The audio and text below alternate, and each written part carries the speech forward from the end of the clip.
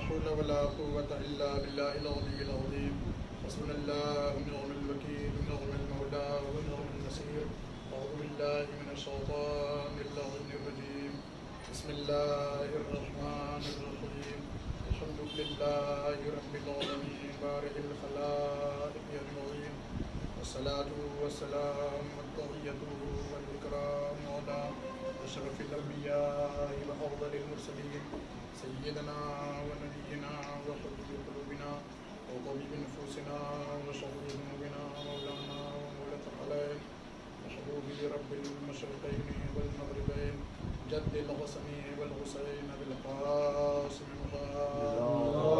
اللهم صل على محمد وآل محمد وعلى آل بيت الطيبين الطاهرين الأكرمين المعصومين المظلومين المنتخبين المنتجبين الذين أذهب الله عنهم الرجس وطهرهم تطهيرا.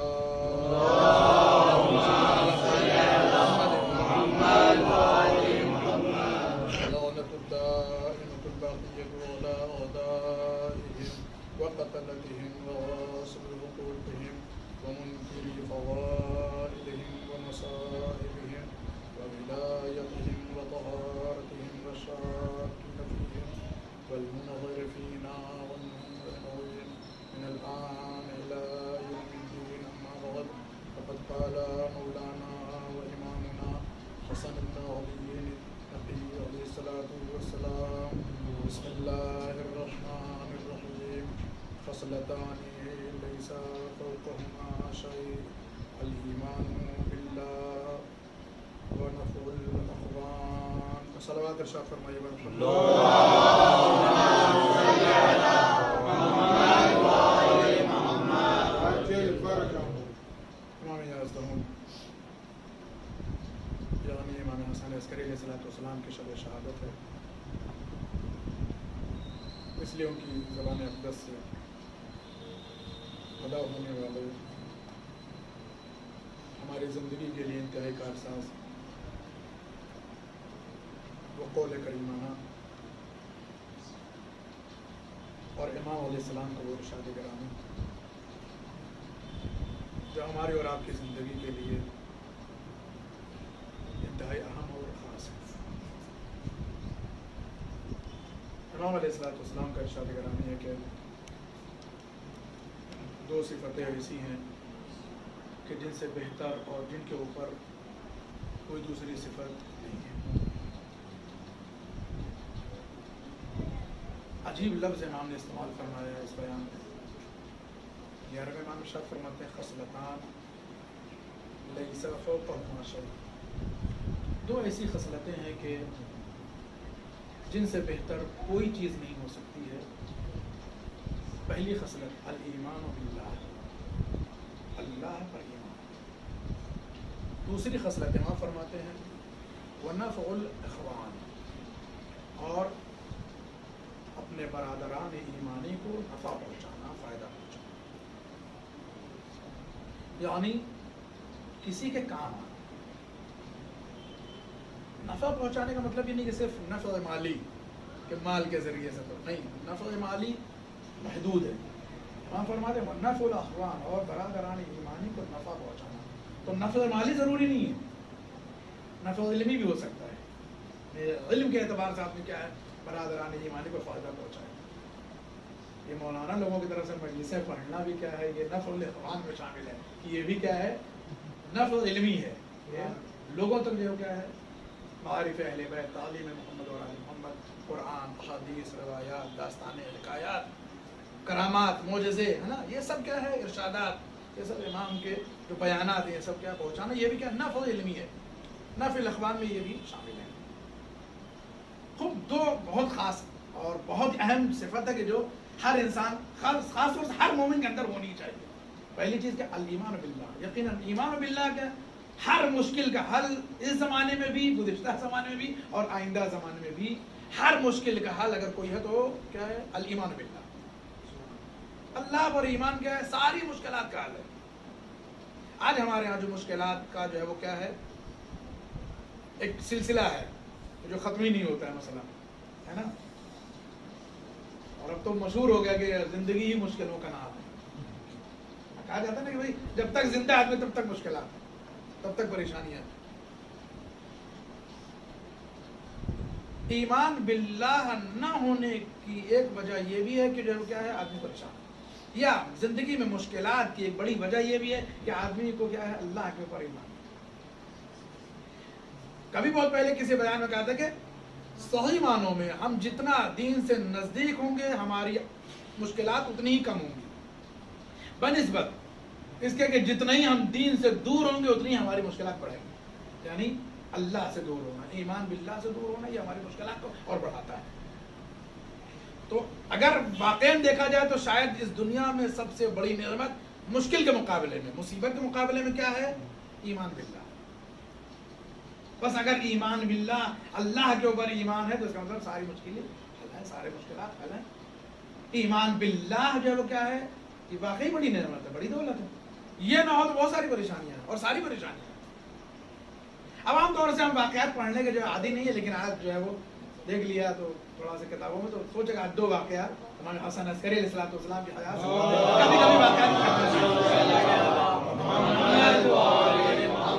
کبھی کبھی واقعات بھی پڑھنے چاہیے. ہم کو یاد آ رہا ہے کہ گزشتہ جو مجلس ہوئی تھی اسی مقام پر, وہاں بھی اس وقت بھی ہم نے شاید ایک مجلس کوئی ایک واقعہ اس مجلس پڑھا تھا. عام طور سے واقعات ہم پڑھنے کا عادی نہیں ہے, چونکہ جو ہے وہ بات نہیں آتی ہے. پھر بھی چلیے 2 واقعہ آج آپ کے سامنے عرض کریں گے, اور شاید ہمارے موضوع میں بھی وہ دونوں واقعات ہیں. ایک تو ایمان باللہ کا ہے, اور دوسرا جو ہے وہ کیا ہے؟ نفع الاخوان. خود ائمہ کے چاہنے والے, خود ائمہ نے بھی ان دونوں چیزوں پر عمل کیا. دونوں صفتوں ان کے آگے تھی. ایمان باللہ اماموں کے ہاں سے زیادہ کسی کا نہیں ہے, امام کے ہاں سے زیادہ کسی کے ہاں جو کیا ہے ایمان باللہ کا تصور ہی نہیں ہے. اصل جتنا امام کو اللہ کے اوپر ایمان ہے کسی بھی زمانے کے بعد, اتنا کسی کو ہو سکتا ہے. دوسرے نفع الاخوان, جو برادران ایمانی یا دوسروں کی مدد کرنا, یہ بھی ہمارے ائمہ کے ہاں جتنی پائی جاتی کسی کی نہیں پائی جاتی. پھر وہی بات کہ نفع مالی نہیں صرف, بلکہ نفع علمی بھی. یہ دونوں واقعے جو ہے وہ سنیے, اور یہ بات ذہن میں رکھیے کہ نفع مالی یا نفع علمی یا مثلا جو ہے ایمان باللہ, انہی دونوں واقعوں کے ضمن میں آتا ہے. پہلا واقعہ سنیے.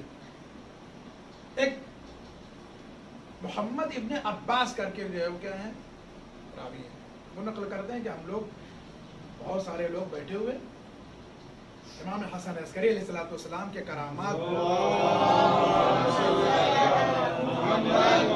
ان کے معجزات کو بیان کر رہے تھے آپس میں ایک دوسرے. جیسے نہیں ہوتا جیسے ہم بیٹھے واقعہ بیان کر آپ لوگ سن رہے ہیں, ایسے وہ کہتے ہیں کہ ہم کئی لوگ بیٹھے ہوئے تھے, امام کے جو وہ کرامات, امام کے معجزات, امام کی باتیں, امام کی فضیلتیں, امام کی حدیثیں ایک دوسرے کو ہم لوگ بیان کر رہے تھے. اتنے میں ایک شخص آیا, ناصبی ہے. اس مجلس میں اس جگہ پر ایک شخص آیا جو ناصبی ہے. ناصبی یعنی جو محمد اور آل محمد کا دشمن.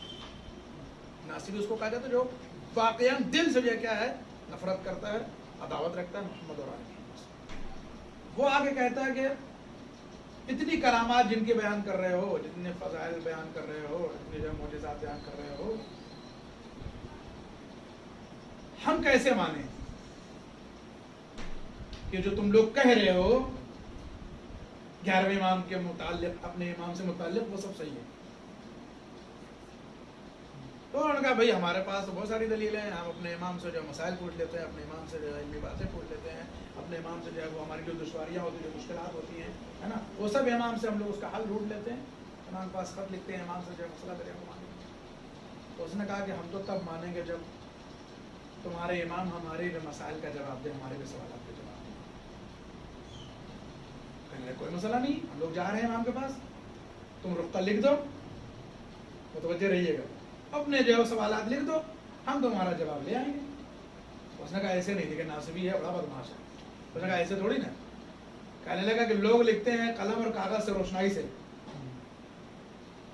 میں صرف کاغذ میں کیا کروں گا, انگلیوں سے لکھوں گا, یعنی روشنائی نہیں استعمال کروں گا. بات تو تب ہے کہ جب تمہارا امام ہمارے سادے کاغذ پر, سادے ورق پر انگلیوں سے لکھی ہوئی بات کو اور ہمارے سوالات کو جوابات دے دے. یعنی ہم قلم اور روشنائی کا استعمال نہیں کریں. خوب متوجہ رہیے گا. یہ لوگ جو بیٹھے تھے کہا بھائی تیری مرضی ہے جیسے چاہے سوال کر لے. دیکھیں ایمان باللہ اور ایمان بالامام دونوں الگ الگ نہیں ہیں. کہ جو لوگ بیٹھے ہوئے تھے نا ان کا اطمینان یہ بتا رہا ہے کہ اللہ پر ایمان اور امام پر ایمان دونوں الگ الگ چیز نہیں ہے. ان کا تیری مرضی جیسے چاہے جو ہے وہ لکھ دے.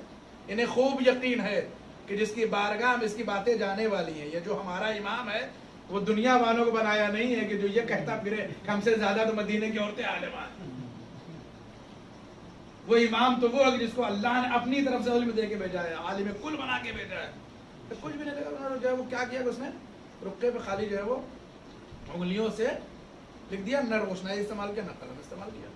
رقہ گیا امام کی خدمت, قربان جائیے اس امام کے اوپر ان کے علم کے اوپر. جیسے ہی جو ہے وہ امام کے سامنے رقہ پیش کیا گیا تو امام نے جو ہے کیا ہے قلم اٹھایا اور اس کے ہر سوال کے نیچے جو اس نے تصور کیا تھا, اس کا مطلب تحریر نہیں تصور ہی تو ہے جو اس نے کیا تھا ناصبی میں, امام نے جو ہے وہ پہلے تو اس ناصبی کا نام لکھا, پھر اس کے باپ کا بھی نام لکھا امام نے, اس کی ماں کا نام لکھا امام نے, پھر جو ہے مثلا اب ہم اپنے الفاظ میں کریں گے مسئلہ نمبر 1 اس کا جواب, مسئلہ نمبر 2 اس کا جواب, مسئلہ نمبر 3 اس کا جواب. پھر امام نے یہ بھی لکھا ایک سوال تیرے ذہن سے نکل گیا تھا جو پوچھنا چاہ رہا تو اس کا جواب بھی. یہ لوگ واپس آیا اور اللہ کے جو ہے وہ اس کو ناصبی کو دے دیا. اب جو اس نے دیکھا تو جو کیا ہے اس کی آنکھیں پھٹی کی پھٹی رہ گئی. اس نے کہا کہ جو ہے وہ ہم نے تو روشنائی کا بھی استعمال نہیں کیا, ہم نے قلم کا استعمال نہیں کیا, ہم نے سادے کاغذ پہ لکھا تھا اور انہوں نے ہمارے باپ کا نام بھی لکھ دیا, ہماری ماں کا نام لکھ دیا. اس نے کہا کہ میں فدا ہو جاؤں, ہمارے باپ بھی فدا ہو جائیں اس امام کے علم کے اوپر, ان کی کرامت کے اوپر. میں بھی ان کا گرویدہ اور ان کا شیعہ ہونا چاہ رہا ہوں. دیکھیے آپ کہ اگر کسی کو توفیق حاصل ہو جائے تو امام کی ایک تحریر اسے مومن بنانے کے لیے کافی ہوتی ہے, مگر یہ کہ بصیرت ہونی چاہیے. ایک صلوات پڑھیے بر محمد اور آل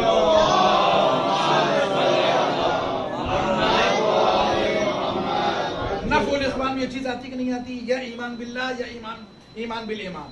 نفع الاخوان میں امام نے کیا کیا, مدد کی اس کی, کس کے ذریعے سے, نفع پہنچا اپنے علم کے ذریعے سے, ہے نا. ناصبی نے کیا کیا, یہی تو مسئلہ ہے ہمارے کسی امام کو بھی کسی بھی مرحلے میں جب بھی کسی نے آزمایا ہے تو وہ کیا ہے شرمندہ ہی ہوا ہے. مولانا امیر المومنین کے زمانے سے لے کر کے اور 11ویں امام تک جن جن لوگوں نے بھی جہاں جہاں بھی جیسے بھی آزمایا ہے وہ سب کے سب شرمندہ ہوئے ہیں, اور آخر میں امام کو کیا ہے ان کی فضیلت کا انہوں نے قرار کیا ہے, امام کو تسلیم کیا ہے. اب آپ متوجہ ہو گیا تو جملہ کہہ کے آگے بڑھ جائے کہ ناصبی نے قلم کا استعمال, روشنائی کا استعمال اپنے سوالات کے لیے اس لیے نہ کیا تھا کہ وہ ناصبی تھا. وہ در حقیقت یہ امتحان لینا چاہتا تھا کہ جس کو یہ لوگ مان رہے ہیں کیا واقعی وہ اس قابل ہیں کہ انہیں مانا جائے, یا یہ کہا جائے کہ اس ناصبی نے شرارت کی تھی. امام نے اپنا جواب تحریر کر کے مفصل طریقے سے بتلا دیا. شرارت کرنا تمہارا کام ہے, تمہاری ہدایت کے انتظام کرنا ہمارا کام ہے. یہ صلوات پڑھیے بر محمد اور آل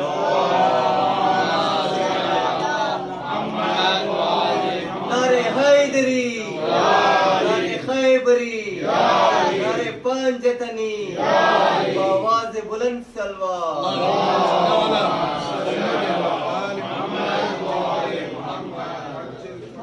نفع پہنچایا, نفع علمی, نفع علمی. ہر کوئی ذمہ دار ہے معاشرے کا, صرف عالم کی ذمہ داری, صرف مولانا کی, صرف مبلغ کی ذمہ داری نہیں ہے کہ وہ نفع علمی پہنچائے. سب کی ذمہ داری نفع علمی. جہاں کہیں بھی مشکل ہے, جہاں کہیں بھی ضرورت ہے, ہر آدمی کا فریضہ ہے وہ پہنچائے. بھائی دین کا علم حاصل کرنا یا دین کو کیا ہے لوگوں تک پہنچانا سب کی ذمہ داری ہے. اور آج تو مشکل میں نہیں ہے, آج تو وہ لوگ بھی عالم بنے پھر رہے ہیں کہ جن کا کوئی تعلق نہیں ہے نہ مدرسے سے نہ حوزے سے. وہ خود جو ہے وہ اتنے بڑے عالم ہے کہ وہ کبھی کبھی ایسا ہوتا ہے کہ وہ عالموں کو بھی سمجھانے لگتا ہے. ایک صلوات پڑھیے بر محمد اور عالم. البتہ یہ مناسب ہے, یہ مناسب وہی عالم واقعی پڑھا لکھا ہو, لیکن سب کی ذمہ داری یا وہ آدمی جو پڑھا لکھا ہے عوام میں سے بھی بالکل جو کیا ہے نفع علمی پہنچا, اس کا فریضہ ہے, اس پر فرض ہے وہ پہنچائے. کہیں جو ہے وہ کیا ہے علمی مشکل ہو تو وہ تک منتقل کرو، وہ صحیح بتائے اور صحیح راستہ سمجھائے، صحیح بات سمجھائے اس کو. یہ بات ہوگی. دوسری بات، امام کے صحابی ابو ہاشم جعفری، بڑا نام مشہور ہے ان کا. امام کے صحابی ابو ہاشم جعفری، یہ بھی نفع مالی کی جو ہے وہ دلیل تھا یہ واقعہ. دوسرا واقعہ جو ہے نفع علمی کے مقابلے نفع مالی. کہتے ہیں ابو ہاشم جعفری جو ہے وہ ایک دن انہوں نے دیکھا کہ امام علیہ السلام اپنے مرکب پر سوار ہوئے، اپنے گھوڑے پر، اور صحرا کی طرف چل دیے. ابو ہاشم جعفری کہتے ہیں کہ میں بھی امام کے پیچھے پیچھے ہو گیا. کچھ دور چلا تھا تو ابو ہاشم کہتے ہیں کہ میرے ذہن میں خیال آیا کہ یار جو ہے وہ قرضہ بہت ہو گیا ہے، جانے کیسے ادا ہوگا. قرضہ بہت ہو گیا ہے، لوگوں سے قرض لے لیا، کیسے ادا ہوگا. وہ کہتے ہیں میں نے ذہن میں صرف تصور کیا تھا کہ امام جو ہے وہ چلتے چلتے رک گئے. امام چلتے چلتے انہوں نے اپنے گھوڑے کو اور اپنے گھوڑے سے امام نیچے تشریف لائے. ابو ہاشم کہتے ہیں کہ مجھ سے بھی امام نے کہا ابو ہاشم نیچے اترو. ابو ہاشم نیچے اترو. ان کا اطاعت امام میں ہم بھی جو ہے وہ کیا فوراً گھوڑے سے نیچے اترے. جی مولا فرمائیے. امام کہتے ہیں کہ ہمارے ساتھ. ابو ہاشم کہتے ہیں کہ مولا کو کچھ دور لے کے گیا اور آپ کے دست مبارک میں عصا تھا چھڑی. امام نے اس عصا سے جو ہے وہ کیا زمین پہ تھوڑا وہ کرنا.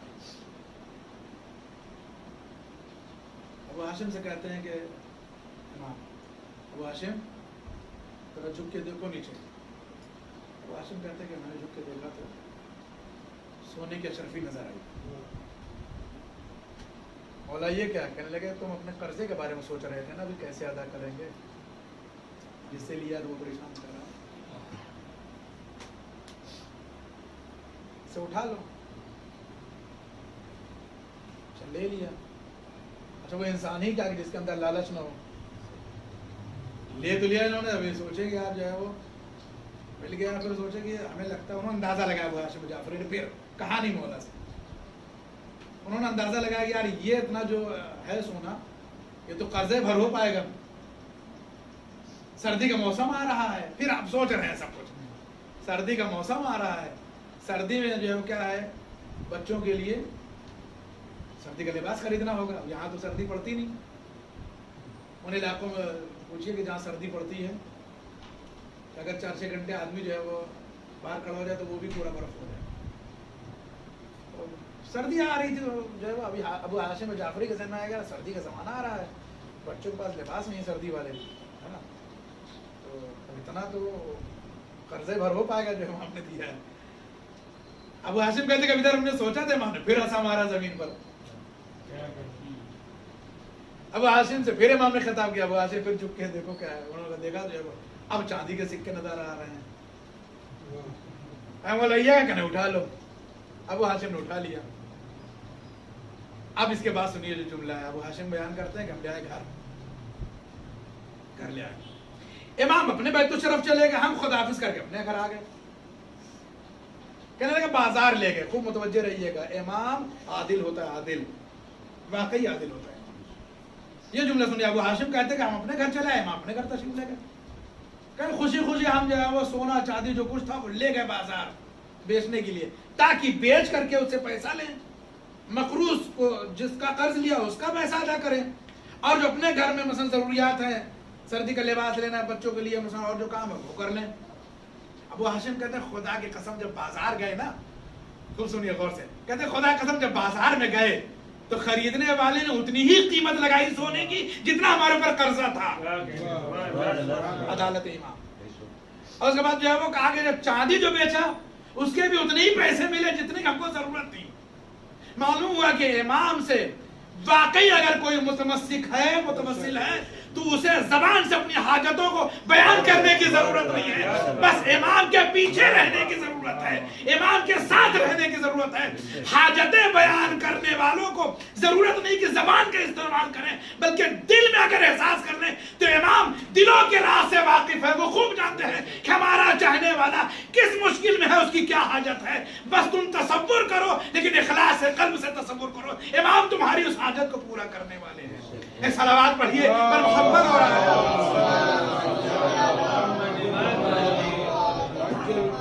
وہ مشکل بھی آسان ہوگی، وہ مشکل بھی آسان ہوگی، لیکن شرط یہ ہے کہ پورے واقعے میں دو تین چیزیں بہت خاص۔ پہلے جو ہے کہ وہ امام کے پیچھے چل رہے تھے، امام کے پیچھے چل رہے تھے، اس کا مطلب کہ امام کے پیچھے ہی چلنا چاہیے۔ امام کو اسی لیے امام کہا جاتا ہے کہ وہ آگے ہوتے ہیں، امام کو اسی لیے امام کہا جاتا ہے وہ آگے ہوتے ہیں۔ ہمارے ہاں جو جماعت پڑھاتے ہیں مولانا حضرات علماء حضرات، ان کو پیش امام کہا جاتا ہے نا، یا امام جماعت کہا جاتا ہے، یا امام جمعہ کہا جاتا ہے۔ البتہ یہ امام جو کیا ہے وہ ہمارے یہاں کی اصطلاحوں کے معنی میں۔ اب ایک بڑا مسئلہ آ گیا ہے ذہن میں، بات عرض کرتے ہیں، یہ ہمارے موضوع میں نہیں تھی بات، لیکن بہت ساری مشکلات ہمارے معاشرے میں ہو رہی ہیں۔ اب یہ امام کا جو مسئلہ ہے، دیکھیے دنیا کی واحد زبان عربی ہے کہ جو سب سے زیادہ نازک ہے۔ دنیا میں اتنی ساری جو ہے وہ زبانیں ہیں، لینگویجز ہیں، ان میں سب سے زیادہ اگر کوئی جو ہے وہ نازک زبان ہے تو عربی ہے۔ اور عربی کے لیے یہ بات معروف ہے کہ ایک لفظ کے 70 معنی ہوتے ہیں، الگ الگ ماحول، زمانے اور کیا ہے موقع کے لحاظ سے۔ امام جب مولا علی سے لے کر کے ہمارے 12ویں امام تک استعمال ہوگا لفظ امام، تو وہاں امام کا مطلب وہ قائد، وہ راہبر، وہ رہنما، وہ حجت خدا، ٹھیک ہے، وہ معصوم، وہ ہادی کی جس کو اللہ نے منتخب کیا ہے۔ لیکن جب امام عام طور سے کسی جو ہے نماز پڑھانے والے کے لیے استعمال ہو، یا مثلا جو ہے وہ کسی عام آدمی کے لیے استعمال ہو، غیر معصوم کے لیے، تو وہاں نہ ہادی مراد ہے، نہ معصوم مراد ہے، نہ راہبر اور قائد حجت خدا مراد ہے۔ وہاں بس اصطلاحی طور پر اور عمومی طور پر جو یہاں استعمال ہو سکتا ہے اس معنی میں استعمال ہوگا، ٹھیک ہے۔ اب ہمارے معاشرے میں جو مسئلہ ہے وہ یہ مسئلہ ہے کہ صاحب حجت الاسلام کیوں لکھے؟ حجت الاسلام یا مثلا جو ہے وہ حجت تو امیر المومنین ہے، مثلا ائمہ ہے،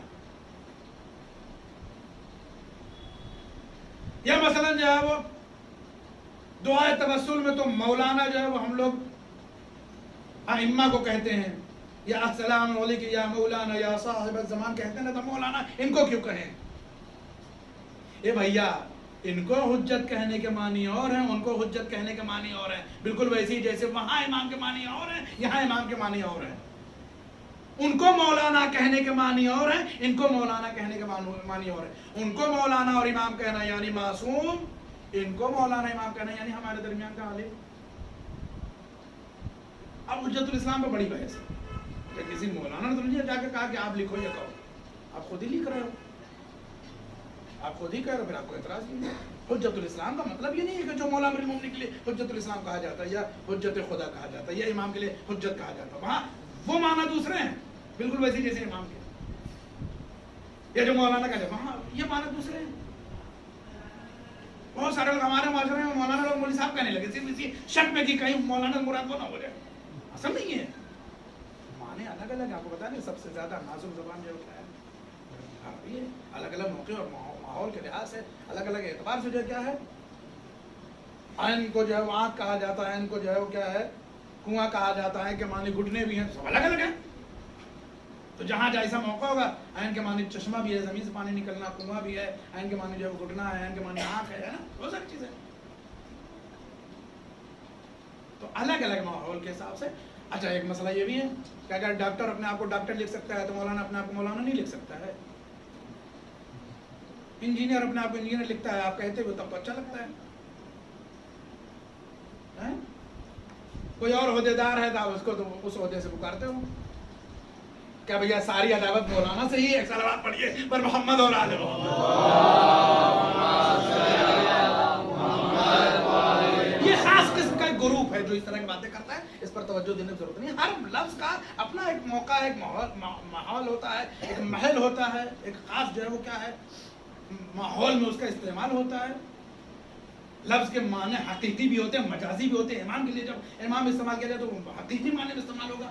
इमाम अगर किसी मसलन यहाँ के लीडर को कह दिया जाए तो वो मजाजी माने में है, ठीक है, उम्मी माने में है, खुसूसी माने में नहीं है। हुज्जतुल इस्लाम कहा जाएगा तो मौला अमीरुल मोमिनीन के जब कहा जाएगा तो वो हकीकी माने में, जो वाकई वो है हुज्जत खुदा। या उनको या मौलाना या अमीरुल मोमिनीन जब कहेंगे तो वहाँ या मौलाना कहना वो हकीकी माने में है। लेकिन जब यहाँ आम आदमी को आप एक आलिम को कहते हैं, पढ़े लिखे को कहते हैं, एक जो है वो मसलन जो है वो मुबल्लिग को कहते हैं आप, तो यहाँ जो है वो क्या है कि आप ये कहना चाह रहे हैं या ये समझाया जा रहा है कि आपसे बेहतर है वो, आपके दरमियान बेहतर है। क्यों ना बेहतर हो भैया? उसने 12 साल की उम्र से अपना घर छोड़ा। ये जो लाइन है बहुत सख्त है, इसको लोग बहुत आसानी से, बहुत हल्के, बहुत लाइट में लेते हैं। वाकई अगर जो है पढ़ा लिखा आदमी है, किसके माँ बाप नहीं चाहते उसका बच्चा उसके पास रहे? बताइए, किसके माँ बाप नहीं चाहते उसका बच्चा हॉस्टल में जाए, हमारे पास रहे? सबके माँ बाप चाहते। 10-12 साल की उम्र से वाकई अगर मौलाना है तो, नहीं तो लोग ज़ियारत पे भी जाकर के वहां पे लेक्चर चले आते हैं। 10-12 साल की उम्र से, 10-12 साल की उम्र कोई उम्र नहीं होती है, वो भी 12 साल की उम्र में वो अतफाल से लेकर के पंजुम तक तंजीम का पूरा वो सिलेबस पास करता है, पूरा कोर्स करता है। 12 साल की उम्र में जब उसने पंजुम पास कर लिया, 5वीं पास कर लिया, तो पता भी क्या होता है उसके साथ? फिर वो जाता है हिंदुस्तान के किसी मदरसे में, हॉस्टल में, हौजे में, वहाँ जाकर पढ़ता है। 4 बजे सुबह वो उठाया जाता है,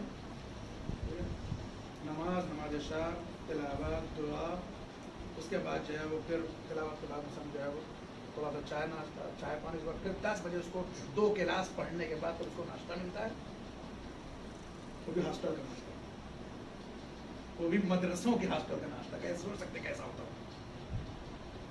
फिर उसका क्लास शुरू हो जाता है, 20 में आधे घंटे उसको नाश्ते का मौका मिलता है, फिर उसका क्लास शुरू होता है 12:30-1 बजे तक। फिर बेचारा जो है 10-15 मिनट का वक्फा पाता है, फिर वजू करके नमाज ज़ोहर की, फिर वो जो है थोड़ी देर जो है वो चाय तक लेट लेते, पता चला कंप्यूटर क्लास है, पता चला कुछ और है, 1-2 घंटा लेट था, फिर शाम को उसको जो फिर चाय, और फिर वो मगरिब की नमाज, और फिर जब क्या रात को 2 घंटा बैठ के स्टडी करना, पढ़ना। रात को 11-12 बजे बेचारा सो, कभी दाल जली मिली, कभी सब्जी कच्ची मिली, कभी गोश्त कच्चा मिला, कभी मसाला कम, कभी तेल कम, कभी पानी कम, कभी पानी ज़्यादा, ये सब उसको झेलना पड़ता है। फिर भी वो पढ़ता है, वालिदैन से दूर, अजीज अक़रबा से दूर, कौन मर गया, कौन जी गया, कुछ पता नहीं। हमारे हयात निज़ाम उन्होंने और मेहनत की है, 20-20 साल, 25-25 साल हमारे मराजे अपने खानवादे से दूर हैं। खुदा आगे बशीर नजफ़ी, आगे बशीर हुसैन नजफ़ी जो नजफ़ में है, 40-45 बरस, मैंने खुद उनसे सुना है, उन्होंने खुद मुझसे 40-45 बरस तक जो है वो अपने वतन नहीं गए वापस, पढ़ते रहे, तय कर लिया था उन्होंने कि जब तक आयतुल्लाह नहीं बन जाएंगे नहीं जाएंगे। सद्दाम के दौर में जब इतनी मुश्किल थी, इतनी परेशानियाँ, बात आगे कह दें शायद बात तुला नहीं हो जाएगी। जब वो मेहनत 40-42 साल तक, 45 साल तक वो नहीं गए, तो वो जमाने में खुतूत चलते थे ना, आज खत भेजा पता 6 महीने बाद तक पहुंच रहा। वो कहते थे कि मैं खत भी नहीं पढ़ता था अपना, जो खत आते थे वालिदैन की तरफ से, पाकिस्तान से या रिश्तेदारों की तरफ से, वो कहते मैं खत भी नहीं पढ़ता था, सिर्फ इसलिए खत पढ़ूंगा तो पता नहीं उसमें कौन सी गम की खबर हो के जहन उधर चला जाए, हम इधर पढ़ाई में क्या है हमारा जहन में जाए। मजाक थोड़ी नहीं इस लाइन में रहना और इसको मसन झेलना। कहते 40-42 साल के बाद जब हम जो वो आयतुल्लाह बन गए, तब हमने जो खुतूत को निकाला बॉक्स खोल करके, उसमें किसी खत में माँ के मरने की खबर, किसी में भाई के मरने की खबर, किसी में बाप के मरने की खबर, किसी में फला रिश्तेदार की बीमारी की खबर, किसी ने किसी की शादी की खबर, किसी ने जो है वो विलादत की खबर, साथ ही लाइन। और जितनी ये लाइन सख्त है उतना ही जो है वो अनपढ़ गमार जाहिल हमारी कौम का क्या है, उतना ही हमारी कौम को उलमा पर उतना ही जाहिल गमार। उस तक बहुत आसान है, अगर बहुत आसान लाइन है तो क्यों नहीं सबके लड़के आगे होते? अगर वाकई आसान है क्यों नहीं सब आलिम हो जाते? सख्त है, नफ्स को मारना पड़ता है। हमारे एक दोस्त बहुत पहले उन्होंने बड़ी अच्छी बातें करने लगे कि मैं मौलाना लोगों को सिर्फ एक बात की वजह से बड़ा एहतराम करता हूं। क्यों करने लगे? क्या ये बड़ी बात है कि बचपन से लेकर के जवानी तक जब ज्यादा जो है बिगड़ने के चांसेस होते हैं जिस उम्र में, اس عمر میں یہ بیچارے نہ ہندو کا کھائیں، نہ جو ہے وہ فلم دیکھیں، نہ یہ تھیٹر جائیں، نہ یہ کوئی حرام کام کریں. ہم اس لیے ان کا احترام کرتے ہیں کہ اپنے نفس پہ کنٹرول کرتے ہیں، خاص طور سے ان جو ہے وہ عمر کے حصوں میں کہ جہاں زیادہ تر لوگ بگڑ جاتے ہیں. صحیح بات ہے، حقیقت ہے. اب آپ سوچئے کہ یہ تو مولویوں کا حال ہے کہ جنہوں نے اتنی قربانی دی، اتنے زحمات کیے، نفس کو اپنے جو کیا قابو کیا، اتنی زحمات برداشت کی. پھر مثلا یہاں 6 7 سال 8 سال پڑھنے کے بعد روزے میں پھر آدمی ایران جاتا ہے. یہاں والوں بات ہوتا ہے ایران میں جاؤ، وہاں بھی مصیبت، وہاں تھوڑا سا حالات بدل جاتے، ذرا بہتر ہو جاتے ہیں، لیکن ہاسٹل لائف پھر بھی وہاں وہی ہے. پھر اگر کوئی خانوادہ لیکچر کا فیملی لیکچر ہے، اس کے ساتھ جہاں ایک طرف آسانی ہے کہ خانوادہ آ گیا، گھر کا کھانا آپ کو ملے گا، بہت ساری مشکلات بھی ہیں. آج بچہ بیمار ہو گیا، کل ولادت جاتا ہے، پرسوں یہ ہے، گھر بدلو، سامان ادھر سے ادھر کرو، پردیس ہے نا سب کے لیے، بہت ساری زحمات ہیں. یہاں سے جانے کے خرچ ہے، وہاں سے آنے کے خرچ ہے، وہاں رہنے کے بہت ساری دشواری ہیں. دیکھیے کمنٹ پاس کرنا بہت آسان ہے، واقعی اس درد کو سمجھنا بہت بڑا مشکل کام ہے. 35 سال 40 سال 38 سال لوگ قوم میں گزار دیتے ہیں. 50 سال تک آپ لوگ، خیر گجرات والے آپ لوگ تو بہت عالموں کو آپ لوگوں نے دیکھا ہوگا، 50 سال ایک آدمی آپ کے درمیان آ کے گزار دیتا ہے. وہ اپنے گھر کے ساری خوشی غم سب چھوڑ کر کے، اپنے علاقے کے سارے کام چھوڑ کر کے، سارے پروگرام چھوڑ آپ کے درمیان. ضروری نہیں ہے کہ وہ آپ کے درمیان ہو تبھی اس کی زندگی چلے گی، کہیں اور بھی جا کے جو ہے وہ اپنی زندگی بسر کر سکے. اللہ نے اس کی روایتوں میں ہے، روایت ہے، فرمان رسول ہے، فرماتے ہیں کہ اللہ نے عام آدمیوں کے رزق کا وعدہ ایک بار کیا ہے، عالم اور طالب علم کے رزق کا وعدہ اللہ نے 2 بار کیا ہے. اگر جو ہے وہ آپ کے درمیان رہ گا تو اس کو علم مل رہا ہے، رزق مل رہا ہے، وہ دوسری جگہ جائے گا تو اس کو وہاں بھی ملے گا، کوئی مشکل نہیں. لیکن وہ کیا ہے، کبھی قوم کی وجہ سے، کبھی جو ہے وہ اپنی ہو سکتا ہے ظاہری مجبوری بنا ہو تو اپنی زندگی صاف کرتا ہے. نتیجے میں کیا ہوتا ہے، کوئی جو ہے نماز پیچھے چھوڑ دیتا ہے، کوئی برائی کرتا ہے، کوئی الزام لگاتا ہے، کوئی یہ کرتا ہے. البتہ ہم یہ نہیں کہتے کہ مثلا مولوی سے غلطی نہیں ہو سکتی، ہوتی ہے، ہوتی بھی ہے، بعض مولویوں سے بھی غلطیاں ہوتی ہیں، بعض عالم بھی خطا کرتے ہیں. عالم خطا کرتے ہیں اسی لیے، یا اللہ ان سے خطا کرواتے ہیں اسی لیے تاکہ یہ سمجھ لو کہ جو ہے وہ کیا ہے، یہ معصوم نہیں ہے، بھی ہے، وہ بھی آپ ہی کے طریقے سے، مگر وہ علم والا ہے، صاحب علم، اس لیے اس کا مرتبہ زیادہ ہے. بس بات تمام ہو گئی. ایمان باللہ اور برادران ایمانی کو نفع اور فائدہ پہنچانا، یہ تو بڑی چیز ہے. نفع جو ہے وہ کیا عمومی بھی ہے، کسی طریقے سے بھی آپ نفع پہنچا سکتے ہیں. مثلا آپ کو ایک کام دیا گیا کہ صاحب جو ہے وہ فلاں آدمی کو آپ ہمارا جو ہے وہ یہ کام جو ہے وہ پہنچا دیے، یہ امانت پہنچا دیجیے. اس کی امانت پہنچانا بھی اس آدمی کے لیے آپ نے مدد کا جو ہے وہ کیا ہے بیڑا اٹھایا، تو مدد کرنا ہوا. مثلا جو ہے وہ فلاں صاحب سے یار ہماری بات نہیں کرتے، آپ فون کر کے کہہ دیجیے کہ فون کرنا بھی آپ کا کیا ہے، نفع پہنچانا ہے اس برابر. ایمان باللہ کی اگر واقعا جو ہے کیا ہے عملی تفسیر دیکھنی ہو تو آپ اہل بیت علیہ السلام کو دیکھیں. عملی طور پر ایمان باللہ ہوتا ہے، بالخصوص کربلا آپ دیکھیں. ایمان باللہ، اللہ پر ایمان. نفع الاخوان کی بھی تصویر ہے کربلا میں، لوگ ایک دوسرے کی مدد کر رہے ہیں. امام حسین کے جو اصحاب و انصار ہیں، کوئی کسی کے حق تلفی نہیں کر رہا ہے. وہاں ہر آدمی چاہ رہا ہے کہ کیا ہے، کہ ہم سے بہتر مقام پہ پہنچے، ہم سے بہتر مقام پہ پہنچے. وہاں یہ نہیں کہ ہم ان سے بہتر مقام پہ پہنچے ہیں، سب الگ الگ باہر کے لوگ آئے، بظاہر جن کا کوئی تعلق نہیں تھا، مگر جب وہ ایمان باللہ کے مرکز پہ اکٹھا ہو گئے تو ایک دوسرے کے لیے کیا ہے، منفعت بخش ثابت ہوئے، مفید ثابت ہوئے ایک دوسرے کے.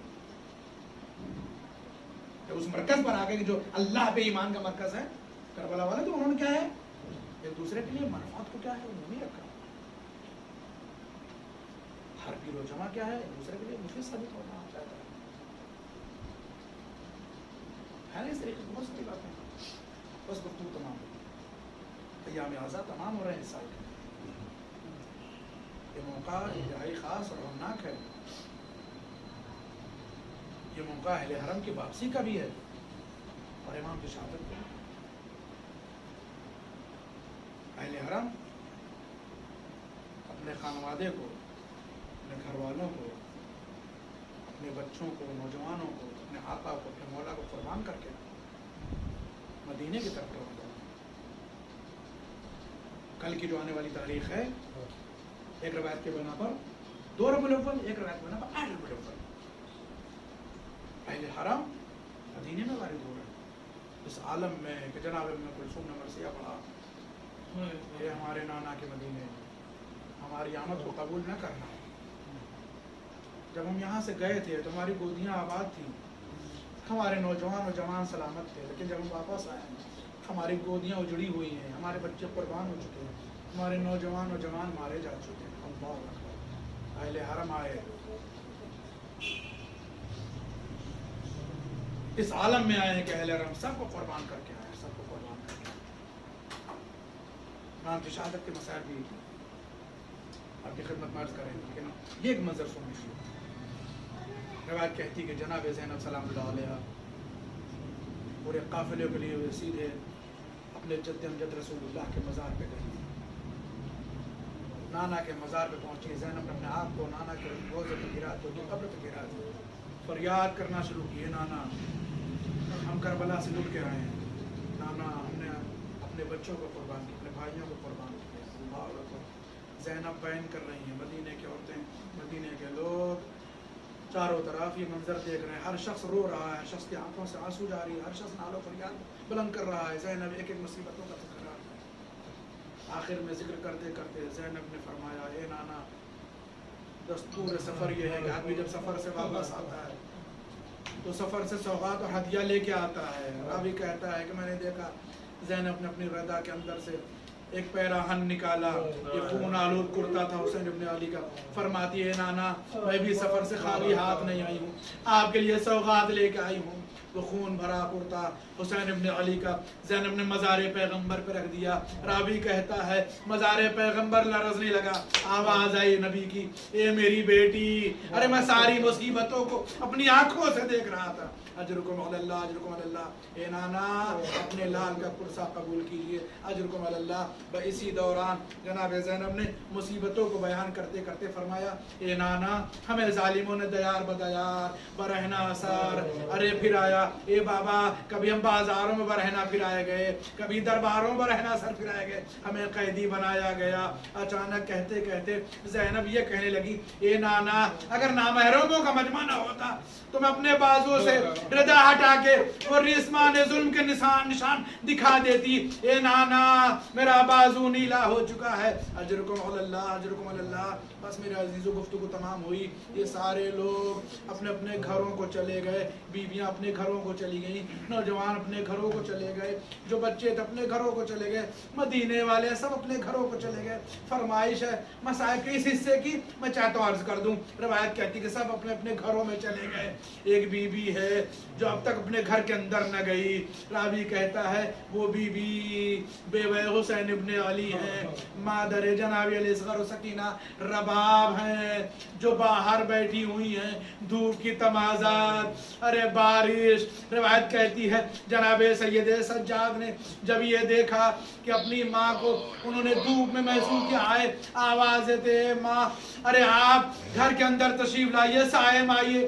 آواز دیتے ہیں میرے لال سید سجاد، ارے میں نے اپنے والی و وارث کو دھوپ میں بے گور و کفن دیکھا ہے، میں کیسے سائے میں چلی جاؤں؟ اے میرے لال مجھے یہی رہنے دو. لیکن راوی کہتا ہے جناب امام زین العابدین نے اصرار کیا. فرماتی ہے میرے لال مجھے تمہارے مقام و مرتبے کا احساس ہے، تم بیٹے کی حیثیت سے بلکہ امام بھی ہو. اے میرے لال تمہارا حکم ہے، میں تمہارے حکم کو ٹال نہیں سکتی ہوں. لیکن راوی نے لکھا رباب نے رخ سوئے آسمان کیا، اے میرے اللہ اپنے والی سے کربلا میں وعدہ کر کے آئی تھی، اے حسین بن علی میں جب تک زندہ رہوں گی سائے میں نہ بیٹھوں گی. لیکن ایک طرف امام ہے جو حکم دے رہا ہے، اے میرے اللہ ارے میری روح قبض ہو جا. راوی کہتا ہے رباب کی روح قبض ہو گئی. سید سجاد نے ایک امتحان اور دیا، وہ زندان شام میں لاشا دفن کرنا ہو یا اپنی ماں کی میت کو دفن کرنا ہو. اے سید سجاد آپ کی مظلومی پر ہمارا سلام، अजरुकुम अलल्लाह, अजरुकुम अलल्लाह। बस मेरे अजीजों, गुफ्तगू तमाम है। ये शब शहादत है हमारे 11वें इमाम की। रावी कहता है कि 11वें इमाम को मोहतमद अब्बासी ने जहर दिया, और जहर देने के बाद मोहतमद अब्बासी ने बार बार अपने दरबार से इमाम की खबरगिरी के लिए लोगों को भेजना शुरू किया, ताकि लोग ये समझें कि हाकिम को इमाम की कितनी फिक्र है, ताकि उसका ये गुनाह छुप सके कि उसने इमाम को जहर दिया है। रावी कहता है कि इमाम के ऊपर जहर का असर हुआ। इमाम के एक सहाबी हैं अबू सहल नौबख्ती, जिनका ये बयान है कि इमाम का जब वक्त आखिर नज़दीक आया तो इमाम ने मुझे नज़दीक बुलाया, आवाज़ देते, ए अबू सहल नौबख्ती, मुझे हाकिम ने जहर दे दिया है, मैं चाहता हूँ ज़रा सा पानी गर्म करो, तो मुझे पानी ला के दो। वो अबू सहल कहते, मैंने पानी गर्म किया, इमाम की खिदमत में लेके गया, इमाम ने अपने हाथों से उस जाम को थामा, अरे गिलास को लिया, चाहते हैं कि मुंह को पानी लगाएं, लेकिन इमाम का हाथ लर्जा, इमाम पानी ना पी सके। बस एक मरतबा इमाम ने हमें हुक्म दिया, ए अबू सहल इस हुजरे में जाओ, उस हुजरे को खोलना, एक छोटा सा बच्चा बैठा होगा, उसे कहो तुम्हारे बाबा ने तुम्हें बुलाया है। अबू सहल कहते हैं इससे पहले उस हुजरे में कोई ना गया न था। जब मैंने हुजरे में जाके देखा, क्या देखा, एक नन्हा सा बच्चा है जिसकी उम्र तकरीबन 5 बरस है, जो अल्लाह की इबादत में मसरूफ है। मैंने सलाम किया, आवाज़ी आपको आका ने याद किया है। अबू सहल कहते मैंने देखा बच्चा इतना खूबसूरत है, ऐसा मासूम बच्चा अपने बाप के पास आता, सलाम करता है। इमाम ने कलेजे से लगाया, आवाज दे मेरे लाल मुझे प्यास लगी है। रावी कहता है, अबू सहल कहते मैंने देखा 5 बरस के बच्चे ने अपने बाप को अपने हाथों से पानी पिलाया। ए मेरे अजीजों, मजलिस तमाम हो गई। ए इमाम हसन अस्करी, आपको हाकिम ने जहर दिया, आप इस तरह मरज में तड़पते रहे, आप आलम गुर्बत में रहे, आप पर बड़ी मुसीबत है, लेकिन ए मौला जब वक्त आखिर आया, आपका बेटा मोजिज़े के जरिए से आया, उसने अपने हाथों से आपको पानी पिलाया। ए मौला, अरे जरा तशनका में करबला हुसैन इब्ने अली की तशनगी की खबर लीजिए। अरे तहे खंजरे सिताम, एक माँ है जो फरियाद कर रही, ए जुब्र मेरा लाल प्यासा है, एक कतरे आप दे दे तो सिर्फ अजरुकुम अलल्लाह, अजरुकुम अलल्लाह। बस मेरे अजीजों, मजलिस तमाम है। रावी कहता है इमाम ने अपने बच्चे को कलेजे से लगाया, असरारे इमामत हवाले किए। सो अबू सुहैल से भी फरमाया कि देखो ये हमारे बाद इमाम होंगे। रावी कहता है फिर इमाम थोड़ी देर के रूपोश हुए, इमाम ने गुस्लो कफन का एहतमाम किया, अपने बाप के लिए गुस्लो कफन के। अजब मजलूमी है, इमाम याज़दान की सुनेंगे। रावी क्या कहता है, हमारे यहाँ एक बड़ा मशहूर जुलूस होता है ताजिए का, जिसको चुप ताजिया कहा जाता है। सारे ताजिए जो है वो अलग होते हैं, मगर 8 रबीउल अव्वल का ताजिया चुप ताजिया कहा जाता है। चुप ताजिए के मसलहत ये, इस ताजिए को चुप इसलिए कहा जाता है जुलूस को कि इसमें मातम नहीं होता है, खामोशी से लोग ताजिया लेके जाते हैं और दफना के चले आते हैं। आहिस्ता आहिस्ता या हुसैन कहते हैं, कोई नौहा नहीं पढ़ा जाता है, सजा नहीं बुलंद की जाती है, आवाजें नहीं होती हैं, खामोशी से ये ताजिया ले जाया जाता है, दफन कर दिया जाता है। इस ताजिए को चुप ताजिया इसलिए कहा जाता है, ये ताजिया 11वें इमाम से मंसूब है, यह ताबूत 11वें इमाम से मंसूब है।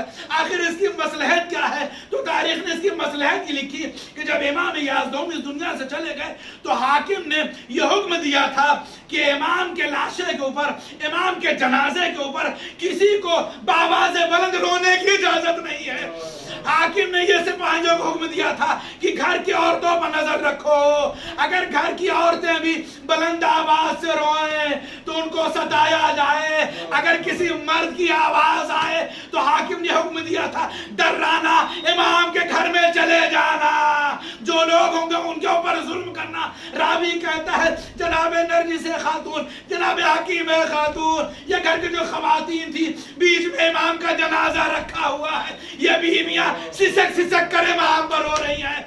इमाम दवास्तहुम हमारे जमाने के इमाम भी अपने बाप के जनाजे के पास बैठे मगर बुलंद आवाज से नहीं रो पा रहे, इसलिए कि बाहर सिपाहियों का पहरा है। ए मेरे अजीजों, ये बड़ी मुसीबत का मौका है।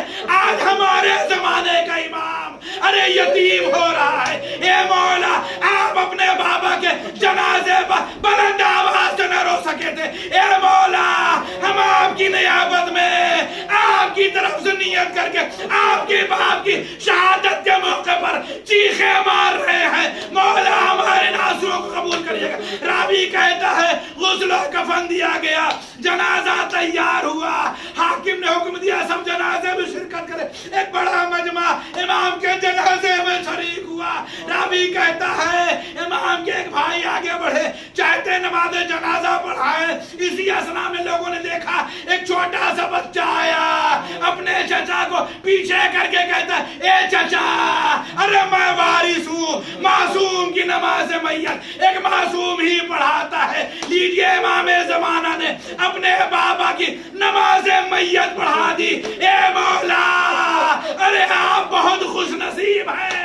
बचपन का आलम सही, जालिम का पहरा सही, आप पर मुसीबतों की इंतहा सही, लेकिन आपको अपने बाप की नमाज मैयत पढ़ने का मौका मिला। अरे जरा सैयदे सज्जाद के दिल की खबर लीजिए, कैसा गुस्लो कफन, कैसी नमाज मैयत। 11 मुहर्रम को मैदान करबला से गुजरे, क्या देखा? बाप का लाशा बेगौरो कफन जलती हुई जमीन पर पड़ा हुआ है। फरियाद बुलंद की, ए अबूबी अम्मा, अरे इन जालिमों ने अपने नजीज लाशों को दफन कर दिया। मेरा तैयब व ताहिर बाबा बेगौरो कफन जलती जमीन पर पड़ा हुआ है। हाय बेटा, क्या करे? हाथों में हथकड़ियां, पाँव में बेड़ियां, गले में तो खारदार, बाप को दफना नहीं, बाबा खुदा।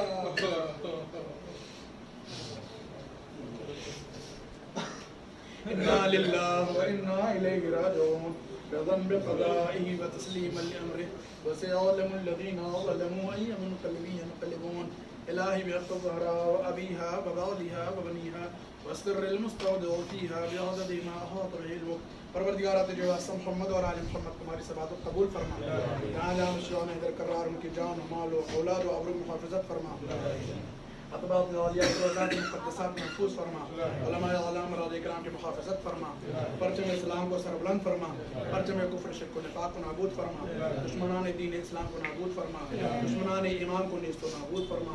माबूद तुझे वास्ते मोहम्मद और आले मोहम्मद का हम लोग जब तक जिंदा रहें मोहब्बत व मबद्दत आले मोहम्मद की तौफ़ीक़ के साथ जिंदा रहें। इस दुनिया से रुख़सत व मोहब्बत व मबद्दत मोहम्मद और आले मोहम्मद के साथ रुख़सत हों। माबूद तुझे वास्ते मोहम्मद और आले मोहम्मद का हम सब ज़ियारत करबला के शरफ की मुतमन्नी है, मुंतज़िर माबूद हम सबको ज़िक्र खैर का वास्ता है। ज़ियारत करबला के शरफ से मुशर्रफ फरमा। हमारे वालिदैन को उम्र नूह इनायत फरमा। जिनके वालिदैन नहीं माबूद उनकी मग़फ़िरत फरमा, उनके दराजात को बुलंद फरमा। वालिदैन में से कोई एक अगर इस दुनिया से चला गया उसकी मग़फ़िरत फरमा। जो जिंदा है माबूद उन्हें उम्र नूह इनायत फरमा। ज़िक्र खैर का वास्ता है, शब जुमा है, शब दुआ है, शब मग़फ़िरत और रहमत है। माबूद तुझे वास्ता मोहम्मद और आले मोहम्मद का हमारे दरमियान जो लोग भी किसी तरीके की बीमारी मुब्तला हैं उन्हें शफ़ा याब फरमा। हमारे मरहूमिन की मग़फ़िरत फरमा। उन्हें जवार हज़रात मासूमिन अलैहिस्सलाम जगह करामत फरमा। माबूद हमसे जिन्होंने दुआ के लिए इल्तिमास की उनकी दुआओं को कबूल फरमा। उनके मरीज़ों को शफ़ा याब फरमा। परवरदिगारा, इस फर्श पर जो लोग बैठे हुए हैं अगर इनमें कोई बे औलाद है या इनके लवाहिकीन में, इनके जानने वालों में, अहबाब में, अक़रबा में अगर कोई लावलद है माबूद ज़िक्र खैर का वास्ता है, नस्ल कौसर का वास्ता है, नस्ल खैर कसीर का वास्ता है, उसे साहिब औलाद करार दे।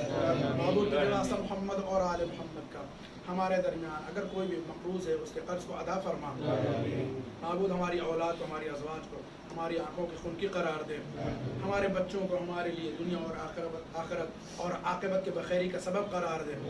हमारे नौजवानों को, हमारे बच्चों को दीन की पाबंदी की तौफ़ीक़ इनायत फरमा।